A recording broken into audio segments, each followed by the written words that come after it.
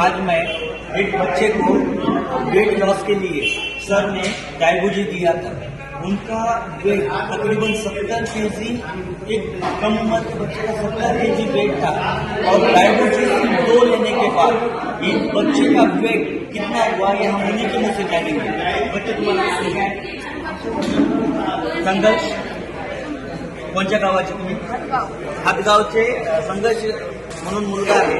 यांनी 2 बॉटल, इन्होंने 2 बॉटल लिया और 2 बॉटल में पहले कितना वेट था आपका? पहले 70 केजी वेट था और 2 बॉटल पीने पर यानी 1 महीना पीने के बाद लगभग अभी कितना वेट है? 60 केजी वेट है, यानी 10 केजी वेट क्या हुआ है यहाँ से लॉस हुआ है।